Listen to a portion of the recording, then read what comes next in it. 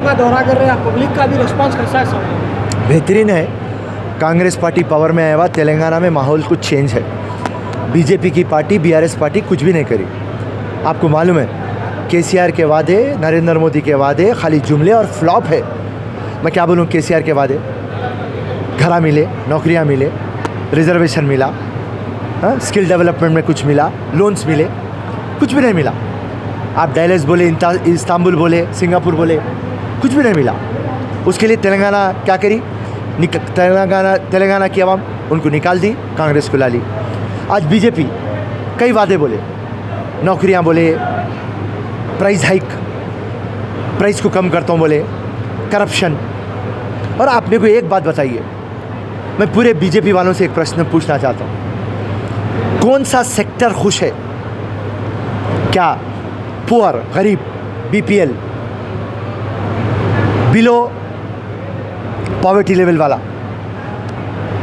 Middle class, lower middle class, कौन खुश है? लेबर खुश है, फार्मर खुश है, यूथ खुश है? कोई भी खुश नहीं है साहब। अगर से खुश है तो नरेंद्र मोदी के दोस्ता खुश है। 1% जो उनके दोस्ता हैं, पूरे हिंदुस्तान का पैसा उनके पास है। 15 लाख करोड़ रुपए आप आपके दोस्तों के माफ़ कर देते, मगर आप इतने बड़े बड़े बातें डेवलपमेंट के ताल्लुक से बोलते, मगर आप डेवलपमेंट क्यों नहीं दिखाते? किशन रेड्डी साहब से, मोदी साहब से, अमित शाह से, सबसे मेरा प्रश्न है, आप लोग पूरा मीडिया खरीद लिया।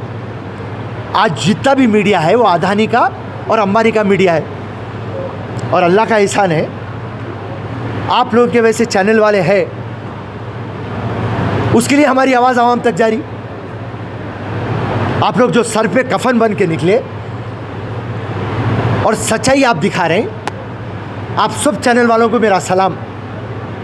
वरना जितना भी मीडिया हाउस है उनसे डीलिंग कर रहा, उनसे बिजनेस कर रहा, और पूरा मीडिया हाउस बीजेपी का प्रोपेगेंडा कर रहा।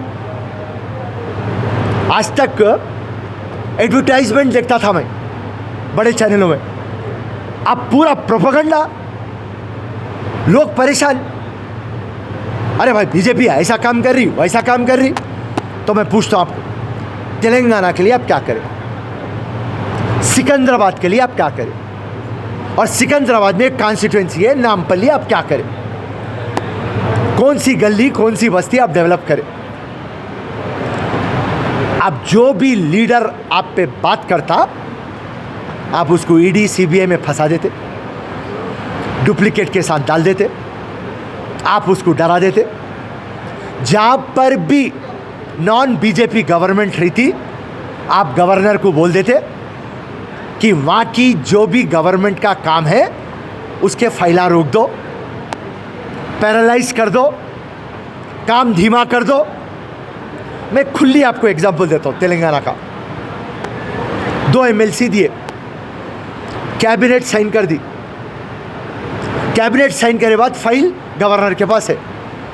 एक हमारा आमिर अली खान और दूसरा कोदंडा राम। गवर्नर जो 2 दिन के अंदर फाइल क्लियर करना, 2 महीने से फाइल रख के बैठे हुए। तो आप क्या कर रहे हैं साहब? जो गवर्नमेंट आपकी नहीं है वहाँ पे आप गवर्नर के थ्रू काम को रोक दे रहे। जो भी लीडर आपके खिलाफ बोलता, ईडी आ जाती, इनकम टैक्स आ जाती, सीबीआई आ जाती, बस आप जेलों में रहते। तो मैं पूछना चाह रहा हूँ, हिंदुस्तान में डेमोक्रेसी चल रही क्या? तानाशाही चल रही? आवाम को मैं पूछना चाहता हूँ, 2004 से लेके 2014 कांग्रेस और यूपीए की गवर्नमेंट थी, और 2014 से 2024 बीजेपी और एनडीए की गवर्नमेंट है। दोनों को आप देखेंगे तो कहाँ पे तरक्की हुई।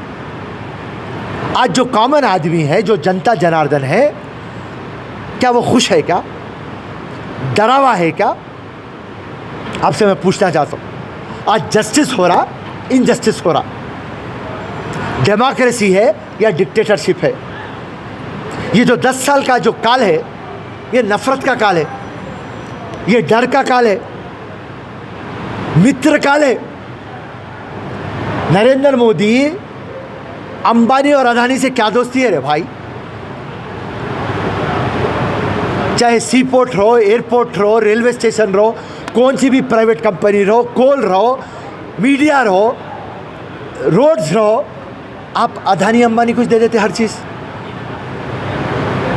तो ये बात तमाम मेरे जितने भी वोटर हैं उनको समझाने के लिए मैं आपको ये जो हिंदुस्तान का मामला है रख रहा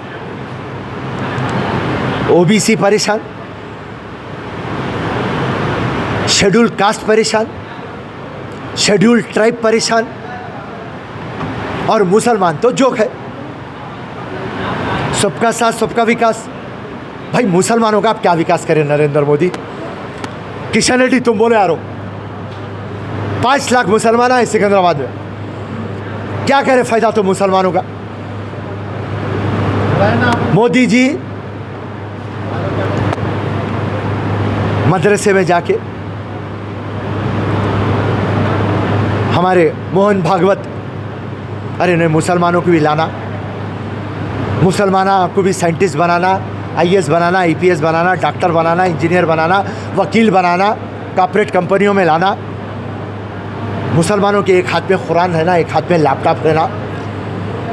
जब मैं बोला वाह रे वाह, अब होगा सबका साथ सबका विकास, सबका प्रयास, सबका विश्वास। कहेंगे साहब आप मुसलमान को टिकट ही नहीं देते, ना लोकसभा में ना राज्यसभा में।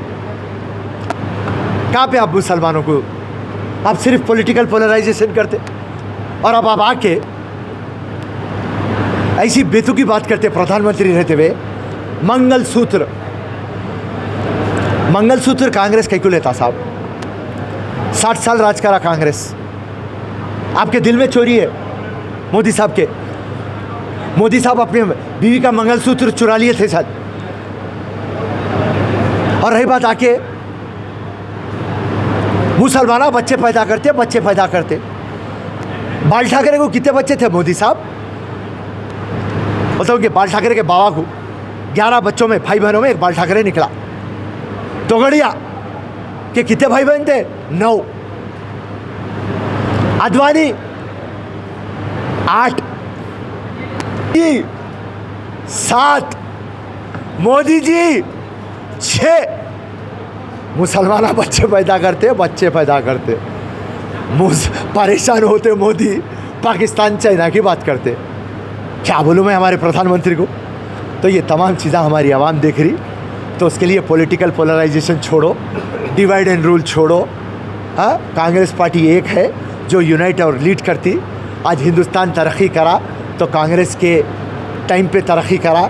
खाली ये बकवा करते, पन्ना प्रचारक है इनके पास, बूथ मैनेजमेंट करते और कॉर्पोरेट कंपनियों का जो इन्हें साथ देते और इनके दोस्तों को जो 15 लाख करोड़ माफ़ करे वो लोग चेकान देते वाइट मनी में, उसको बोलते पोल बॉन्ड। वो पैसे रख ले के पन्ना प्रचारों को लाके बूथ को मैनेजमेंट करके ये सरकार लेके आ रहे। तो ये बात अब समझ में आ गई। और जो भी मेरे को सुन रहा, मेहरबानी करके एक दिन की कुर्बानी दीजिए। गर्मी है मगर आप लाइन में ठहरिए, साथ में पानी बटर मिल्क ले जाइए और ये नरेंद्र मोदी को यहाँ से निकाल के फेंकिए।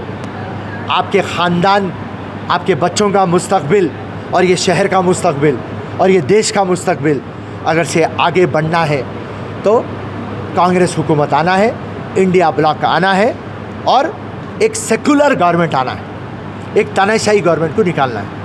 जय हिंद। सब एक लास्ट सवाल है, आज मैनिफेस्टो गालीबोन में हालात हाथ बदलेगा, हालात बोल के उसके ऊपर थोड़ा आपका क्या है? देखिए साहब, आज मैनिफेस्टो की बात करते तो लोग मजाक करते, आप मजाक कर रहे हैं बोलते, क्योंकि टीआरएस का मैनिफेस्टो मजाक बन गया, बीजेपी का मैनिफेस्टो एक मजाक बन गया।